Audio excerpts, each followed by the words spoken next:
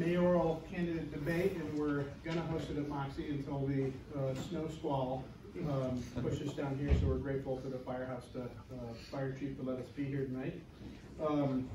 We'll be here for about an hour to an hour and a half. The candidates, Ashley Stolzmann and Don Brown, very appreciative to have both you guys take the time out of your busy schedules to be here tonight and do this. Shelly Angell has agreed to be our moderator tonight, and I'll be the MC, but she's really in charge. Been in charge for a long time right here, so let her go with it. We've got, each of the candidates came up with 6 questions, and we're going to ask, Shelly's going to ask them a question, give them 2 minutes to respond, and then another 2 minutes to review, and then a final 1 minute to comment. So it'll be sort of a 3-way volley. We'll start off with an opening statement, and then finish after about 45 minutes to an hour with a closing statement. And then if you guys have questions and there's still time, and we can ask these guys some questions. And we're going to flip to see who goes first. Yep. Should we flip to see who calls? Happy to call. Okay. Heads. Tails.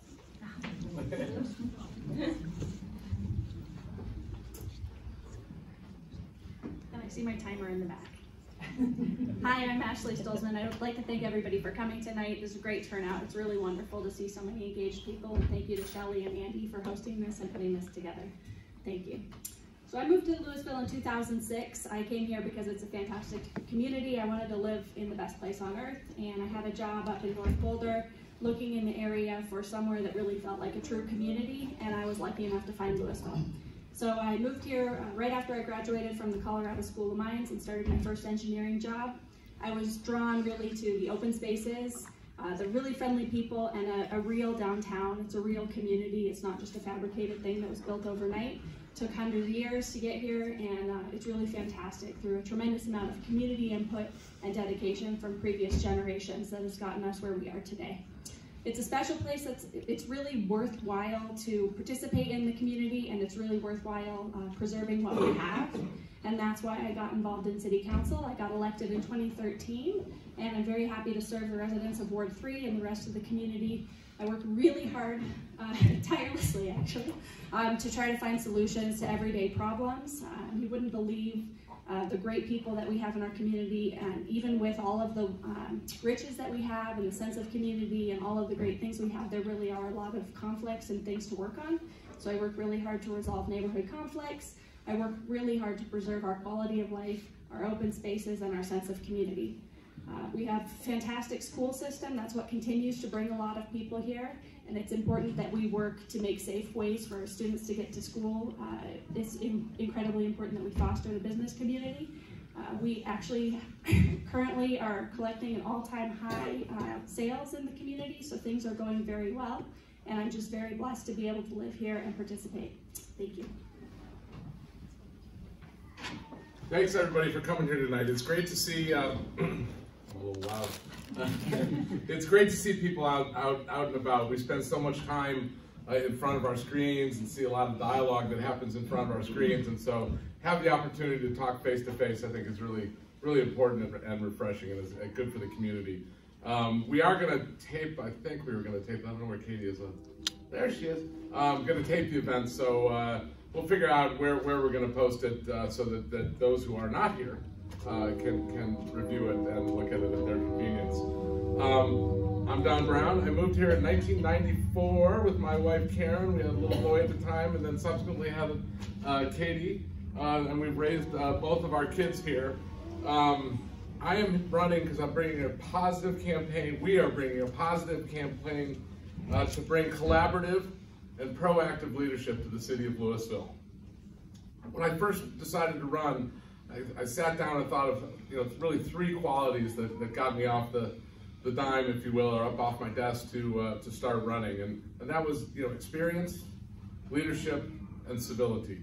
From an experience standpoint, I've served on council from 2000 to 2008. Prior to that, when I moved here in '94, I immediately was on the tree board.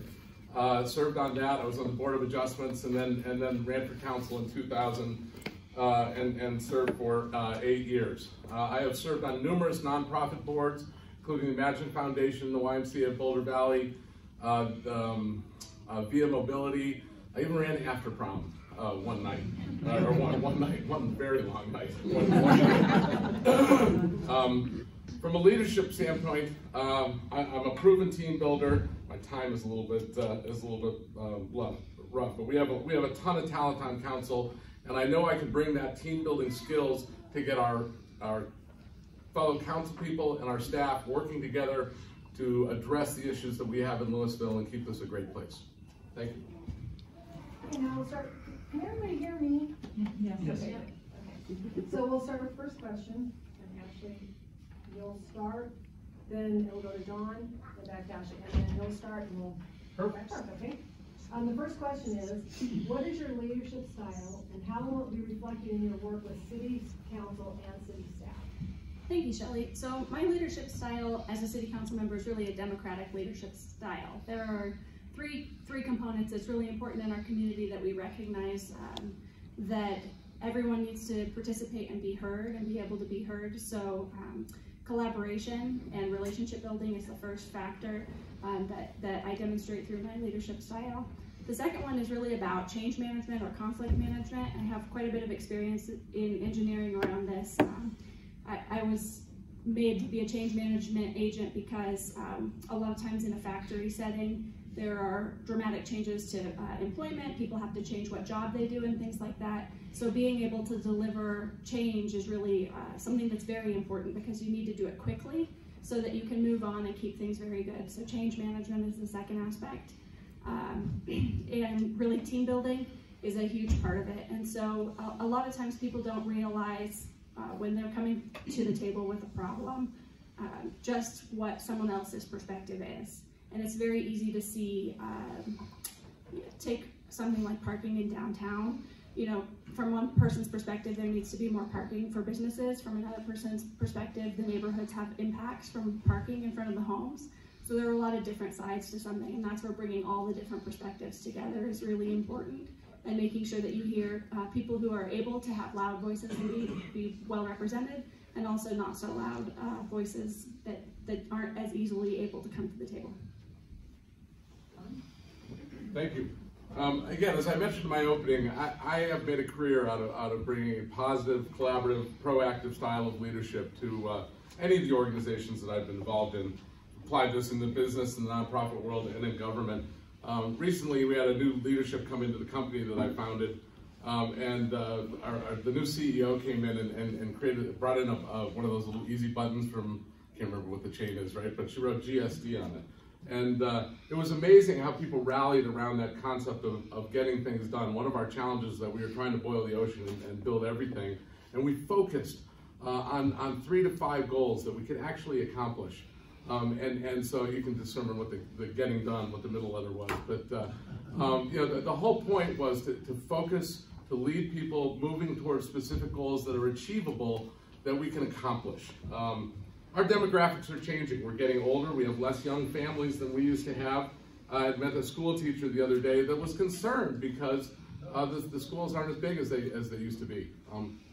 Did I see Dave waving his hand back there? Or? No, okay, good. You know, when I was on council, we were able to, it was a time when downtown blossomed. We got everybody working together.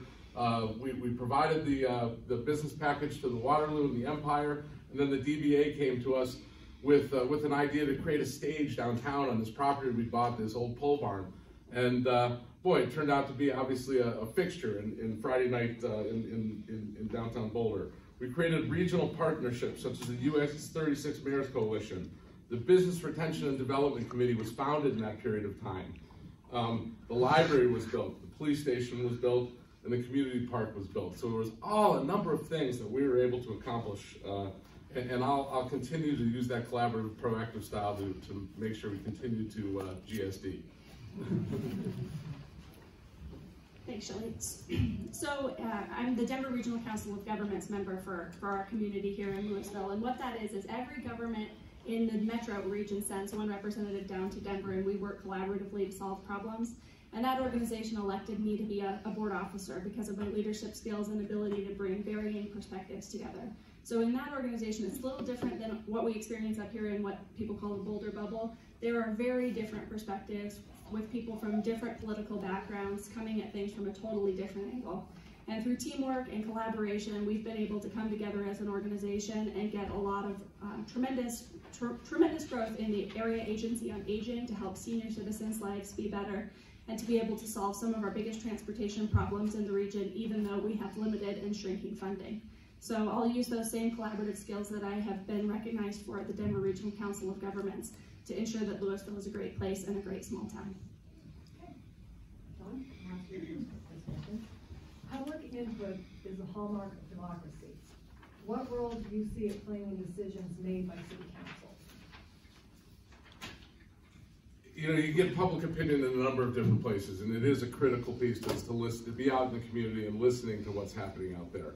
I remember when I first got on council, Tom Davidson, who was the former mayor, anyways, around 2000 period when I was first on, and Tom always would lean over to me and say, "Hey Don, you got to remember who's not in the room." People who are motivated on a specific issue will show up in a room, and it's important that we hear from them and we hear what they have to say. But there's also a lot of people, there's 22,000 people in the city of Louisville these days, and there's a lot of people that just can't fit in coming to meetings in the room, and you need to get that input from other places. I spend a lot of my time out in the community. I played golf down at the golf course, over at the hockey. I spent a lot of time downtown, I spent a lot of time in various different social activities and hearing from people. And I would certainly continue to go to people to hear that. Meeting them, you know, inviting mayor's forums, having opportunities to have people show up and listen to what they have to say about a specific issue or about the community in general. It is important to collaborate, and it's important to hear from a wide range of the citizenry, so you're not just hearing from any specific group on any specific issue. Thank you. So public input is critical to our democracy, and it is critical to how we make decisions as a city council. So one thing that is wonderful about our community is that people really do take the time to write into city council and let us know what they're thinking. And what's important is that we then take that feedback and listen to people and don't just ignore people because they have taken the time to come out. We have had 2 very well engaged small area plans where people have told us that they don't want 4- and 5-story buildings. We've had statistically valid surveys where people have come out repeatedly and told us exactly what underpasses they want. They've told us exactly where they want retail, where they want parks, and we need to take those ideas and suggestions that the community has generated and implement their ideas. It's not about any one personality or any one person, but about implementing the collective vision of the community. So where it gets tricky is that sometimes there are a lot of different opinions around one idea, and bringing people together and helping people understand how we can have a collective vision and work on that is what's really important. And that's where some of the leadership and teamwork comes in, is about bringing different ideas that are different and coming at something from a different angle and bringing them together into one collective vision. Yeah, clearly people are going to disagree from time to time on issues. You're never going to get a solution that solves every problem for every specific person. But we need to be there to listen, and we have an amazing amount of really interesting people in Louisville, really well-educated people who are involved in a number of different business and community efforts. And we need to listen to them and use those ideas to be innovative in how we approach challenges as we move forward in Louisville.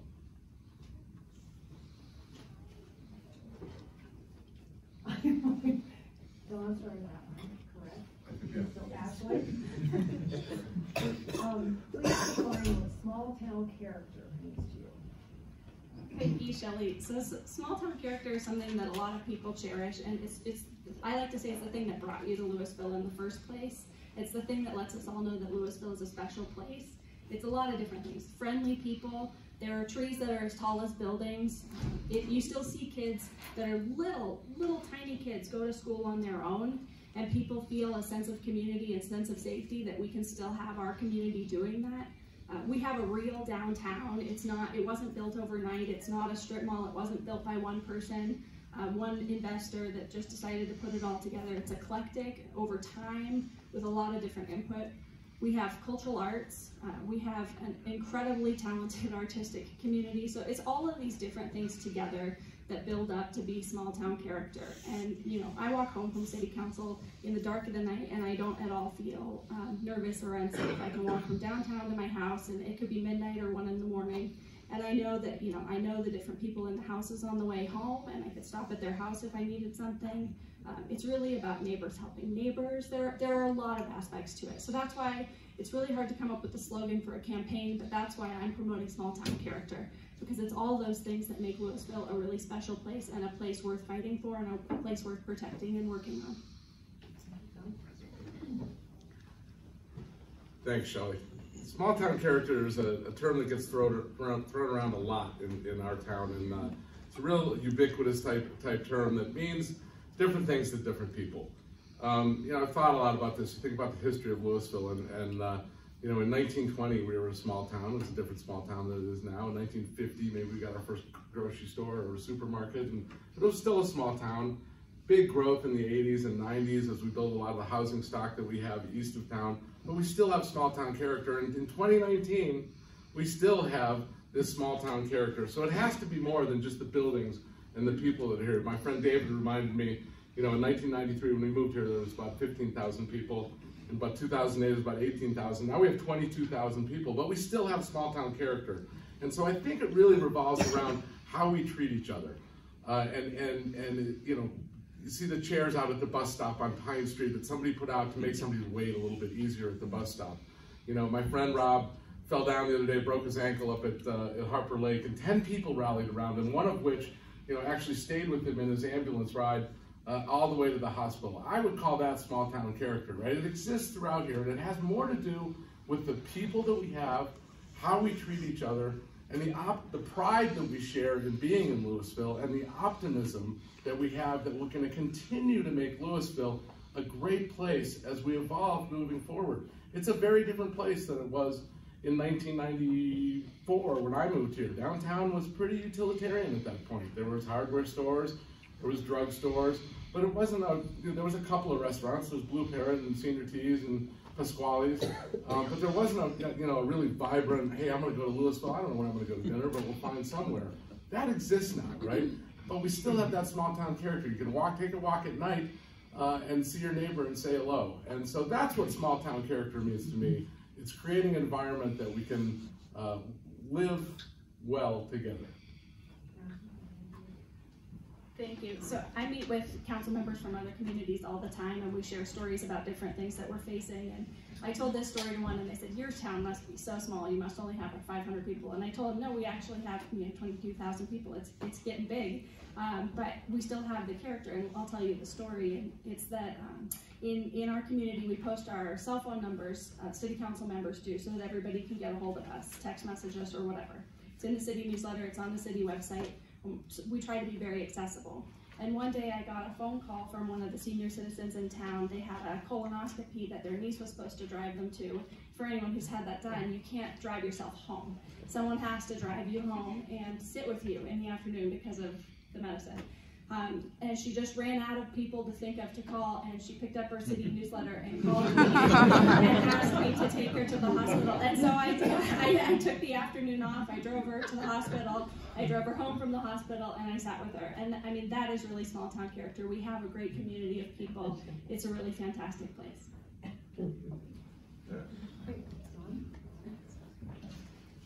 When approved, the last 3 large developments in Louisville had significant commercial or residential components.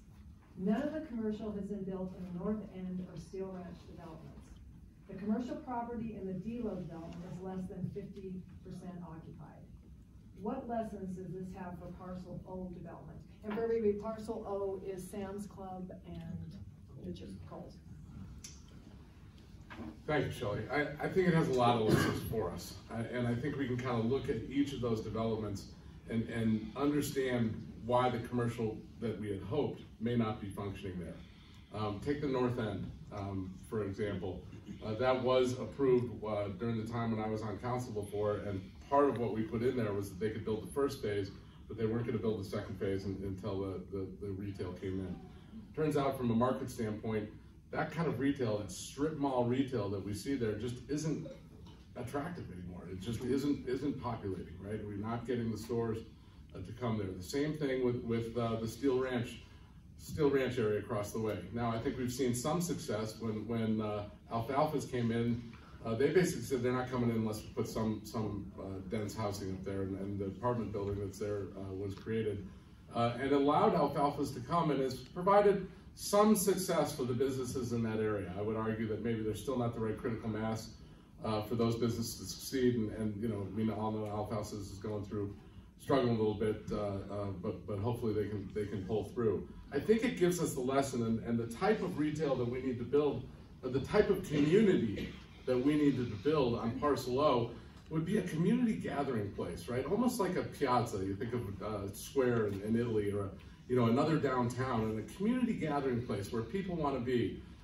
The church down there has done a great job. I took the opportunity to walk in there today, and just people milling around, having coffee, sitting there at tables and working. Imagine expanding that out to the outside. That area was developed for the big box era, and we did really well during the big box era.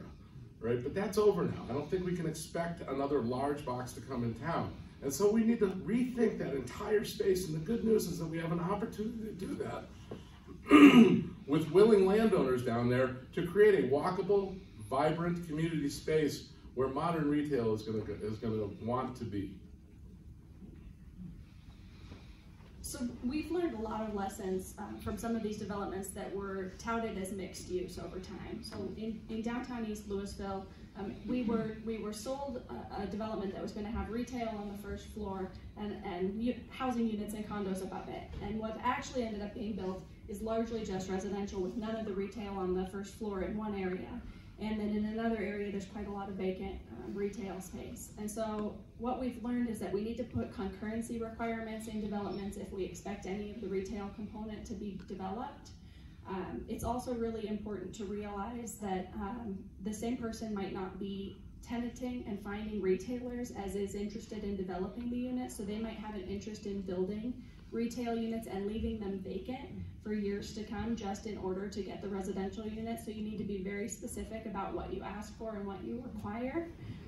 So those are important lessons learned. Another important thing that we've learned is that if exorbitant additional metro districts are put on a property, it creates a tremendous burden for the retail side. So commercial property is taxed at about 4 times what residential property is taxed at.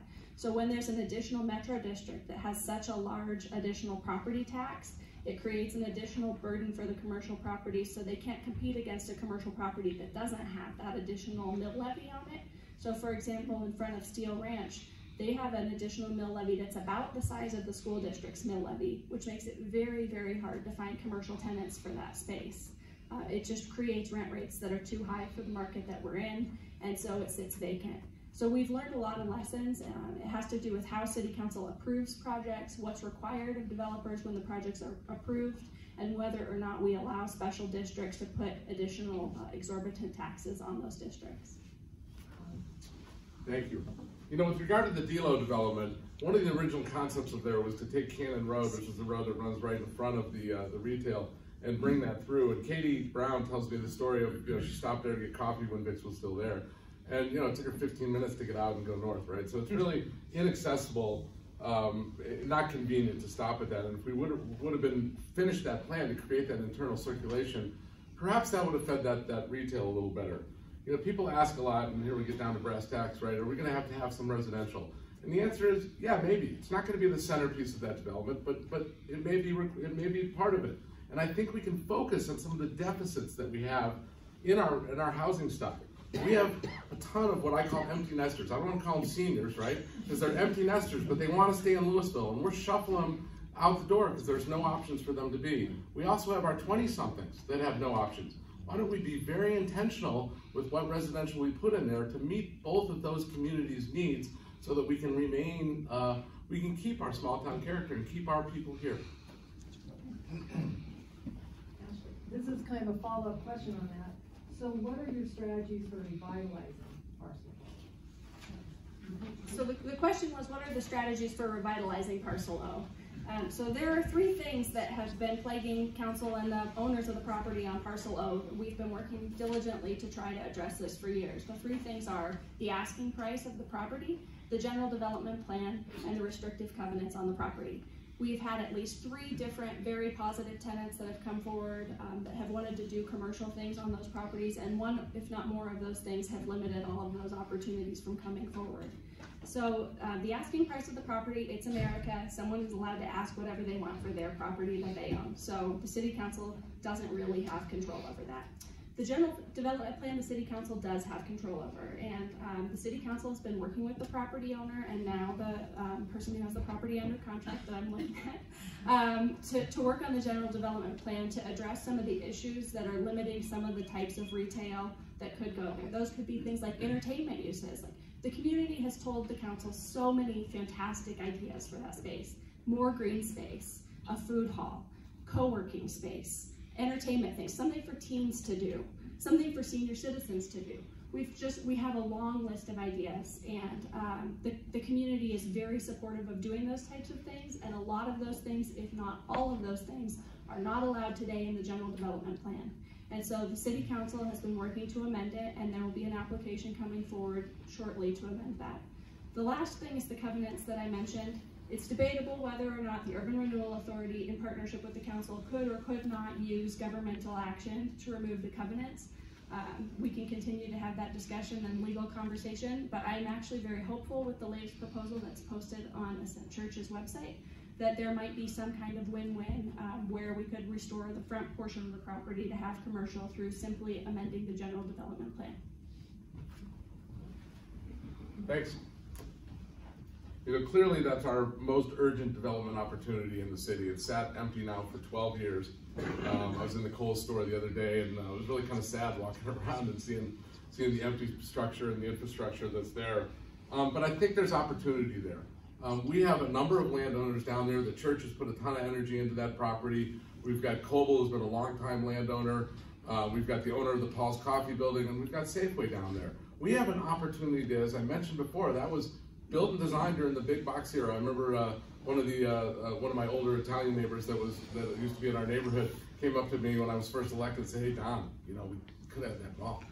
And I was like, "What are you talking about?" Kind of used to the no growth attitude, right? And he said, yeah, we could have that. We could have Flatirons Mall. And you know, we didn't get that. Maybe we dodged a bullet there because the useful life of that mall maybe wasn't what we had hoped it is. But we did have a great run there when it was the Sam's Club and the Kohl's and a number of other places. But that, again, that era is over. We have an opportunity to reach out to the landowners there, sit down and talk and rethink about it, create more green space. We don't need the seas of parking lots that we have there now, all the weeds that are growing there. It just looks kind of windswept.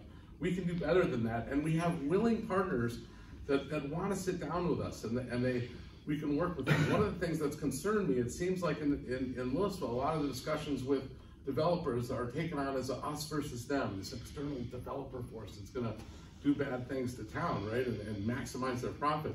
I don't look at it like that. Like any business conversation, it's a collaborative communication. We can enunciate the standards and what we need as a citizenry from that property, another gathering place for our citizens, a place for people to experience life with each other and to walk around, and then we can understand what the landowners need, and we can collaborate and come up with a solution that works for the entire community.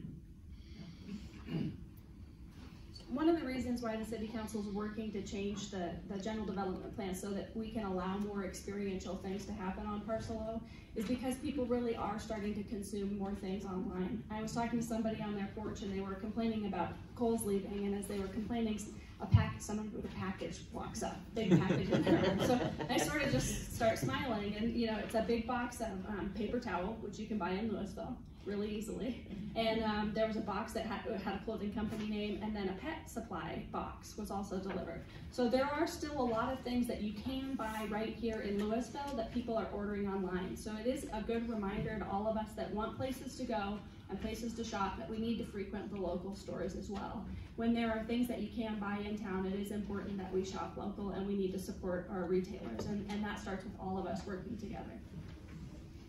And one more question on the Parcel O, and this will probably be a quick one. Dawn, we'll start with you. Is there a limit to how many housing units you would consider for? Yeah, I mean, certainly there's some sort of practical limit, right? There's no question about it.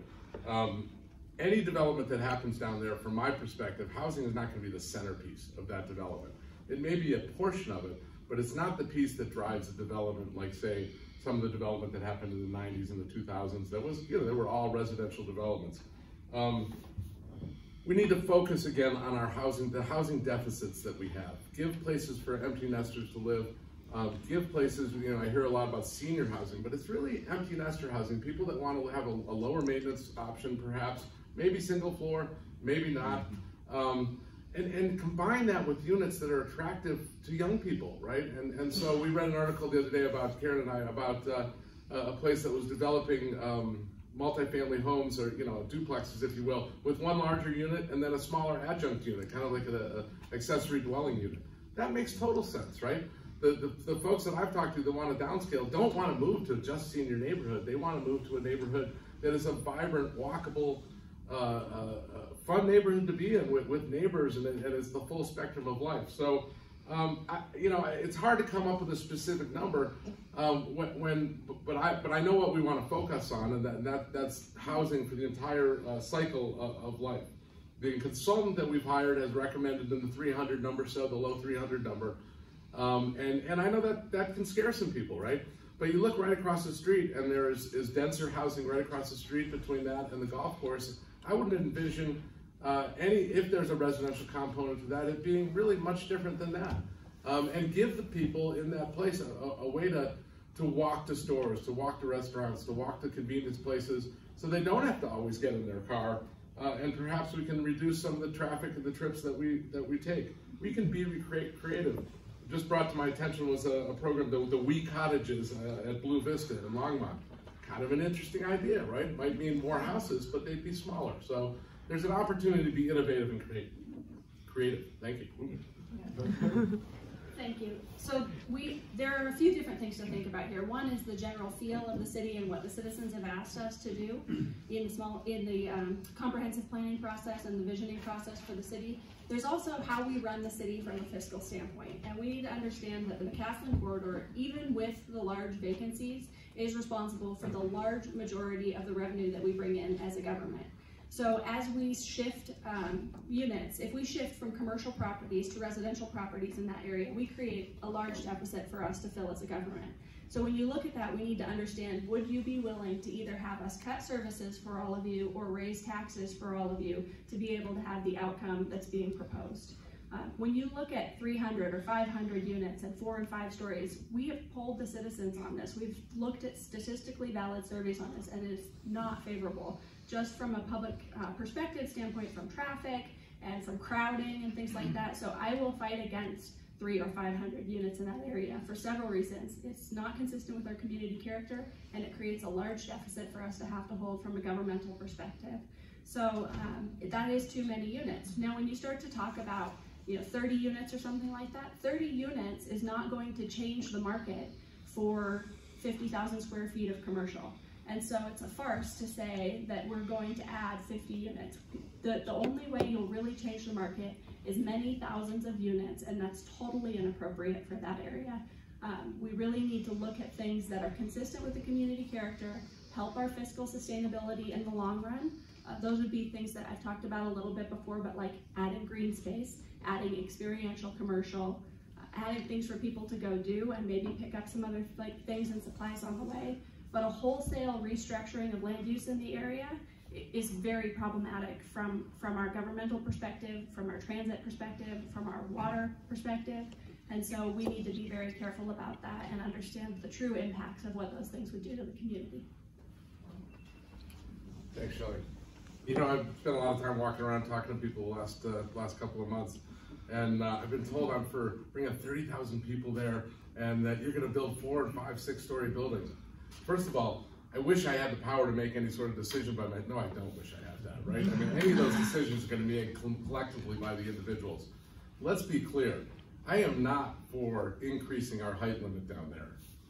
I just want to get that on the table. I am not for bringing 30,000, 40,000 people there. As I mentioned, our consultant recommended in the neighborhood of 300 or so. I had a conversation with a former planner the other day who was talking about the model that we use to judge whether housing costs money or not. And one of the aspects of it is whether we're creating new infrastructure that we have to take care of. There's not going to be any new roads to plow there. We're still policing it in a similar aspect. So the burden on city services of the additional housing is relatively minimal. So I would look hard at that fiscal argument. Okay, now we're gonna go from the back part of town to downtown. So, Ashley, I'm gonna start with you. How should the city facilitate retail in downtown and other commercial areas in Louisville? Thank you. The question was how should the city facilitate retail in downtown and other commercial areas in Louisville? So a lot of people have been concerned with the increase in number of real estate agents that are coming to Main Street. So I've talked to a lot of different residents about that. So what's really interesting is, like, if you're an attorney or if you're a real estate company and you own your building on Main Street, you just might want to put your office there. So, you know, as a council, when we've talked about this, it's not something that we're comfortable saying, you know, they're forbidden at this point in time, although some cities like Boulder talked about doing that for banks, for example, on Pearl Street. But rather having a proactive approach where we try to recruit the types of businesses that we want to come to town, and offer us business assistance packages to those types of businesses. That's a much more positive way of doing it. We also hear from people that we need a good blend of different types of businesses. So we need office workers and we need city staff members who are in downtown in the day to go to restaurants and to buy things and to go to the different establishments, right? But we also need good, nice retail places to go. So if we try to be proactive and make sure that we program our business assistance program to actually recruit the types of businesses that people want to come to town, then we can get the kinds of outcomes that everybody's looking for. Currently, our business assistance program focuses only on primary employers. We've asked the city manager to look at this over the last couple of years and really pivot the program to understand what is the way we can attract different types of retailers that are complementary and not competitive against our existing businesses. So in the past also, sometimes someone would come into town, let's say an Italian restaurant, and there were already 2 Italian restaurants on the block. It could really create an unfair advantage for the new person coming into town when you have an existing business owner that you really want to support and you really want to do the right thing to keep them in town because they've been such a great person for the community. So we're looking at all of these different aspects, and the city's currently hiring a new economic vitality director to look at our program and to understand how can we make these types of changes. I didn't see your hand go up, but I think that means I'm time. Is that right? Thanks. Here's your hand way up, Dave. I can see it back there. You know, downtown is our gem. It has really blossomed over the last 10 to 15 years, and it's a tremendous gathering place. It's certainly not the only commercial area in downtown, but we are blessed with the bones of just a wonderful downtown. You look at communities all around us that are trying to create downtown Superior across the street, and you know, we already have the bones. We have a great place, and I worked with our businesses, with our citizens during the first when downtown blossomed, and I use the word blossom specifically because it was not a vital retail restaurant scene. Prior to that, it was much more, as I described, a utilitarian downtown. I'm reminded of my town, Chagrin Falls, Ohio, where I grew up, went through a similar transition where all of a sudden restaurants popped up, retail popped up, and they've maintained a great vitality there. Downtown was created and it was very thoughtful and intentional. We gave a business assistance package to Waterloo and Empire during that era, about 2005, 2006, as I mentioned. And then the Steinbach Pavilion, I remember the volunteers down there. That was a huge volunteer effort. People were down there with sledgehammers and rakes, and you know, creating that space. And it was a wonderful community event. The other piece we did was the Business Retention and Development Committee. You know, we always said this in sales in the company that I ran, that it's easier to keep a client than it is to go find a new client. We need to be talking to our downtown retail and understanding what challenges they face, right? And you know, I've heard, anyways, and bring them into the conversation. And that was the purpose behind the original formation of the Business Retention and Development Program. You know, we had an opportunity downtown recently to look at a new building that was being proposed by a Louisville company that would have created some parking underneath, would have brought more downtown workers in. It's unfortunate that there's still an opportunity to get that through. But it's unfortunate that we weren't able to welcome that building with open arms. Just on that building, it was unanimously approved at City Council, so I'm not sure what Don's talking about. But in downtown, there are a lot of different challenges that people face. So everyone comes at things from a different perspective. I talked about that a little bit before. So the city council, for example, proactively took on our sign code this year to look at how we could make the sign code more modern and address some of the problems that different business owners have. And within just the downtown district, for example, the Downtown Business Association, the Chamber of Commerce, and a group of business owners all had very different perspectives on what we should do with the sign code. So the idea that we'll bring everyone together and there'll be one answer and that everyone will be happy with it is not really how it works out. And so that's when you have to have conversations and understand what's the democratic way, what works out for most people, and try to bring together a consensus and work on a solution that helps everyone.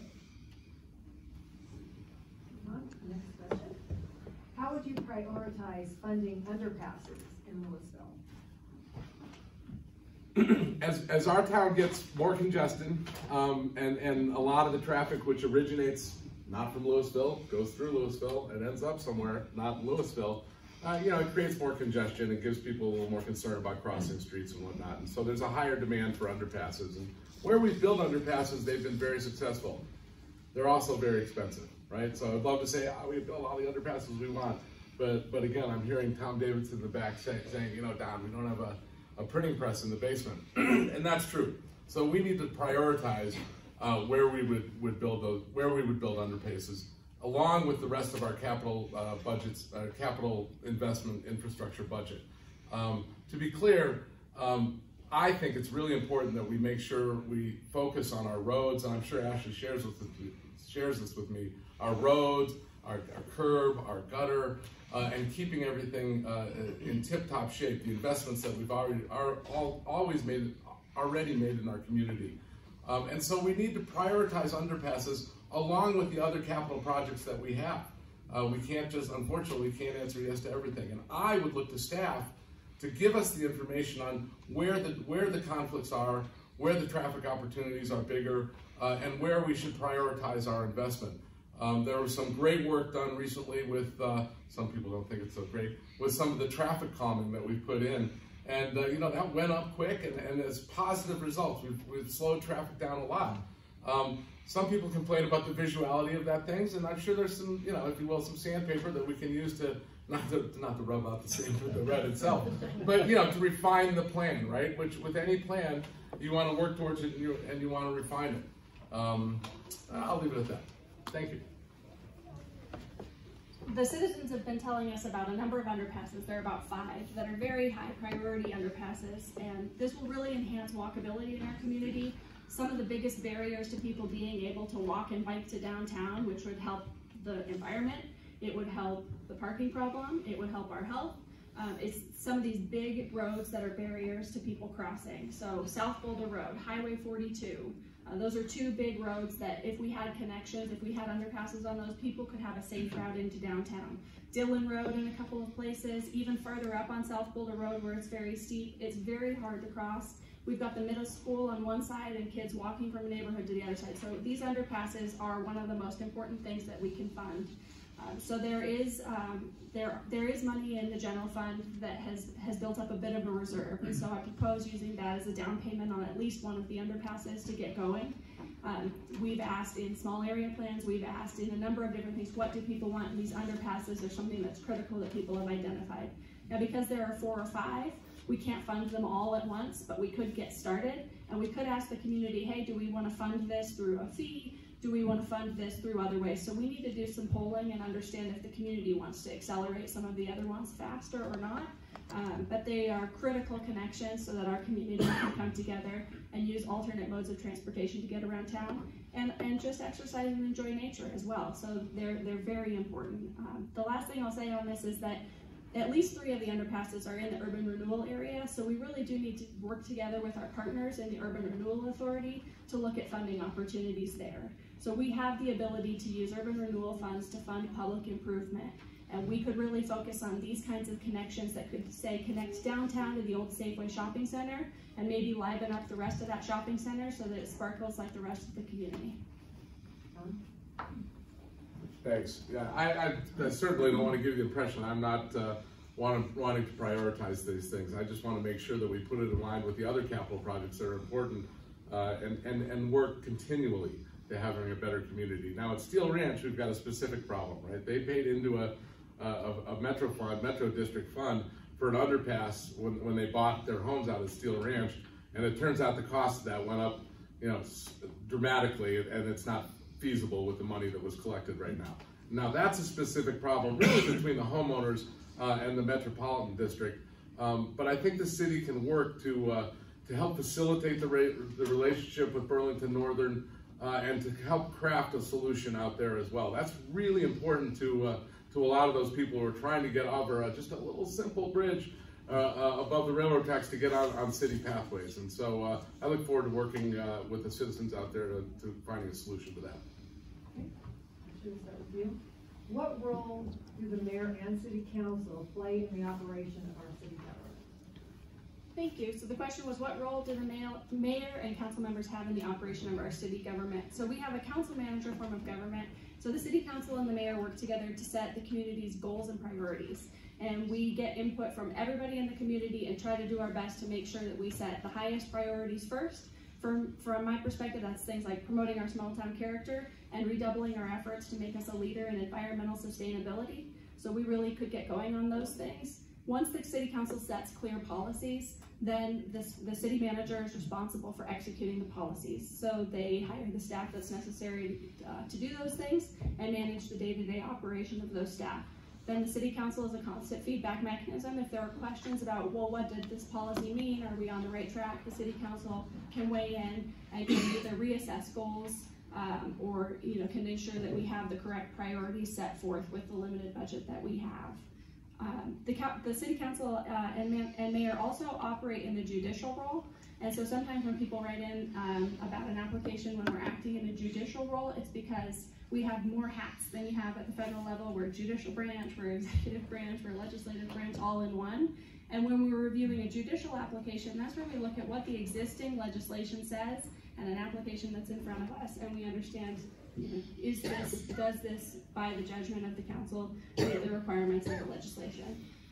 So in large part, the most important things that we do is manage the city manager and set the budget. Thanks. With our structure of government, Ashley's correct. It's a strong city manager government. Council is a advisory, policy setting, and oversight board. We are not a management team. We have a really strong city manager right now. Heather's doing a great job, and we have great staff. Think about Kevin Watson, our finance director, and Rob Zaccaro is our planning director, among many others. I don't mean to single out anybody, but it's it's a very strong staff. We have high standards in Louisville. We recruit the best. I'm concerned, you work in an organization that is overly micromanaged, and you end up stifling employees' creativity, right? And so if you had to be in front of your bosses, say, a couple times a month, right? And it wasn't a pleasant experience, let's say, it begins to stifle creativity. I would work with our staff to open up their ability to be creative, to bring us fresh ideas. They're the ones that are experts on the subjects. Anyways, I'm very eager to empower our staff to unleash that creativity and act in that advisory role and policy setting role that our charter intended it to be. Thank you. So one area where we've done some work in the last several years is adopting our first ever Louisville Sustainability Action Plan. And this is an area where we have a real opportunity to set policy and grow. So we can make real strides here in Louisville by executing the plan that the Sustainability Board has carried out. And to do that, what the council needs to do is ensure that we fund the plan and ensure that we set proper goals. And that's really where we've fallen short for the community and where we need to do a better job. We need to make it clear that we have very strong goals when it comes to protecting the environment and take climate action for future generations. What is your position on the Northwest Rail? I was a big supporter of the Northwest Rail when it was put up on the fast track proposal in 2005. I was joined by many of our citizens. Louisville voted overwhelmingly to approve fast tracks. and something changed along the way. You know, mainly the budget got out of control. They underestimated the cost of it, and Louisville didn't get what we bargained for in that process. That's unfortunate, right? We need to, trust me, I will continue to be our biggest advocate in working with RTD to make sure that they live up to their mandate of building that rail. The reality of it is, with their budget circumstances right now, it's unlikely to happen during my lifetime, right? But that doesn't mean we can continue to work on it. There are options that kind of meet part way. I know we're looking at kind of this partial rail, this periodic rail opportunity, working with BNSF. I was talking to one of the 36 coalition leaders today, where we'd run 3 trains down from Longmont down the rail in the morning, and then 3 trains up. And that's kind of a paradigm that's actually worked out in Seattle. It's not free, still costs money, it's still gonna cost RTD to put some money in, but it's a partial solution. So I'm gonna be a tireless advocate for rail and bringing public transportation and transit to the city of Louisville. I think it's also important to remember to think about the effect that the rail will have on our downtown. When we talk about, you know, keeping things the way they are and they're not changing. Front Street's named Front Street for a reason, right? That was the front of our community when rail was the primary transit option. And so the rail opportunity is not only going to allow us to go places, but it's going to bring other people into Louisville. So, summary, I'm a big advocate for rail, but I do understand the realities. So our community is paying for Northwest Rail, and we are continuing to pay year after year, and we're not getting any kind of fixed Skyway service. So that's why I've been working very hard with RTD to implement what's called the peak period plan. So the peak period plan is what Dawn was talking about, where we would have a few trains in the morning and a few trains in the afternoon. And the reason that it's less expensive is that we wouldn't have to build a second parallel track. So that takes away a lot of the right-of-way costs, and we would be able to get that going faster. This is one of those things where, unfortunately, a lot of the work wasn't done up front to understand the total cost of a project. And so now down the way, we're trying to now just understand what the true cost will be. RTD still will not give us the total cost of implementing the different plans. So we need to require this information and work with our legislators to get the information to the communities so that we can understand what the gap is and how to solve the problem. If we don't have data, we can't all get together and talk about what the different potential solutions are. Another thing that's happening right now that you all might have heard of is what's called Front Range Rail. The governor's promoting a plan to run rail from Pueblo all the way up to Fort Collins. So every time any of us are at a conversation where Front Range Rail gets mentioned, we need to use this as an alternate parallel path. It doesn't replace peak service, it doesn't replace the full build out, but we need to take all the different approaches we can to try to get rail to our community.